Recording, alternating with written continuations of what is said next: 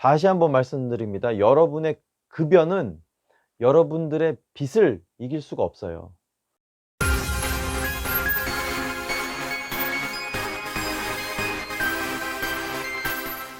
안녕하십니까. 프라임에셋 구정현 본부장입니다.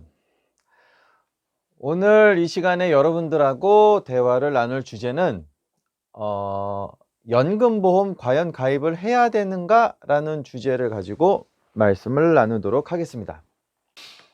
일단 연금을 가입을 해야 되냐 안 해야 되냐, 가입하시는 게 맞아요.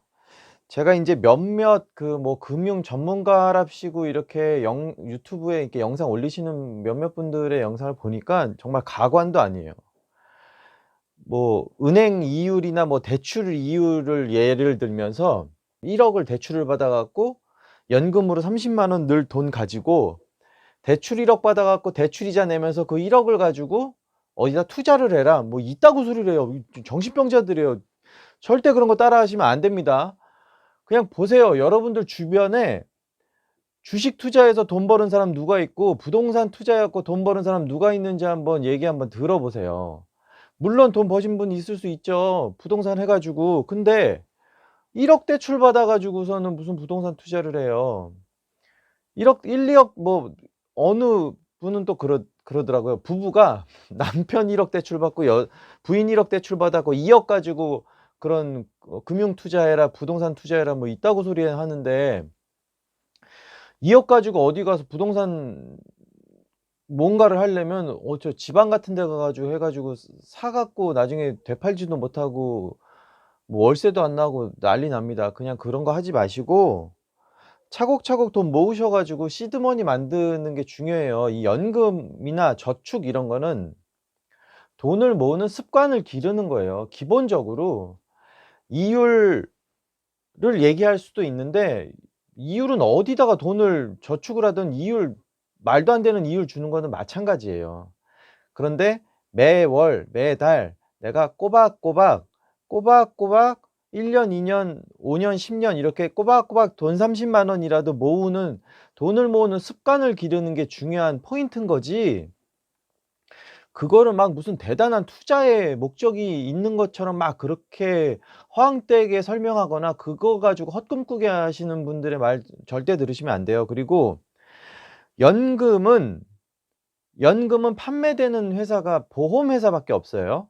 연금은 판매하는 회사가 보험회사밖에 없기 때문에 여러분들이 보험 설계사를 만나서 상담을 하실 때 보험 설계사한테 "너 연금 들었니?" 라고 먼저 물어보셔야 돼요.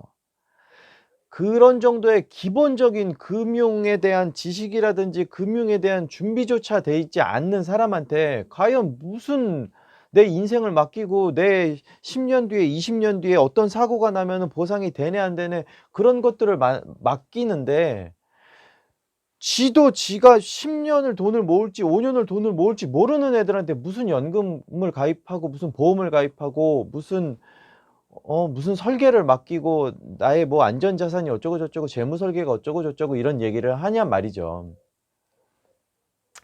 연금은 돈을 모으는 습관을 기르는 게 가장 주된 포인트예요. 거기에다가 세제 적격 연금 같은 경우 당연히 옛날처럼 13 월에 급여 이런 얘기들이 있을 정도로 세액공제를 받아야 되는데, 직장인이 그리고 부모하고 같이 사는 사회초년생의 직장인이 세금 환급받기란 진짜 하늘의 별 따기예요. 카드를 웬만큼 쓰든 지출을 웬만큼 쓰든 부양자 공제도 없고 공제받을 게 너무 없으니까 세액공제 연금은 공무원분들이라든지 아니면 직장을 다니시는 분들이라면 부양자 공제도 없고 무슨 내가 12 월에 돼서 세금 환급받는 게 없다라고 하시면은 무조건 가입하세요. 돈도 모으시고 세액공제도 받고 연금으로 기본적인 노후 준비도 하고, 이거를 포인트로 잡아야지 무슨 1억을 대출받는 이자가 20만 원, 30만 원인데 한 달에 연금으로 30만 원 모을 돈 가지고 1억 대출받아서 그 1억을 재투자해라? 진짜 집 한 채 날리기, 길바깥으로 나앉기 딱 좋은 컨설팅이요. 절대 현혹되시면 안 돼요. 앞서 제가 말씀드린 것처럼 보험회사 설계사들은 연금을 대부분 가입을 안 해요. 왜 가입을 안 하냐 하면 이율이 어떻고 저떻고가 아니라 자기가 미래에 그 정도 진득하니 돈을 모을 자신이 없으니까 안 하는 거예요, 기본적으로. 그리고 두 번째는 연금보험 가입해서 보험회사 설계사들이 받는 수수료가 거의 없어요. 종신보험 가입하고 1년 뒤에 해지하면 해지 환급금이 30% 나올까 말까예요. 2년 뒤에 해지해서 40% 50% 나올까 말까예요. 그런데 연금보험들은 대부분 1년 뒤에 해지해도 80-90% 나와요. 그러니까 보험회사가 사업비로 쓰는 돈이 없어요. 그러니까 설계사가 당연히 받는 돈이 없어. 그러니까 설계사도 지가 지계약하고 지가 수수료를 받고 싶은데 지가 지계약하고 수수료를 받는 게 없어. 그러니까 지가 안 들어요, 지들도. 그래서 보험회사 설계사들이 연금 가입을 안 하는 거예요. 차라리 그거 하느니 종신보험을 가입을 하지. 수수료 많이 받으니까.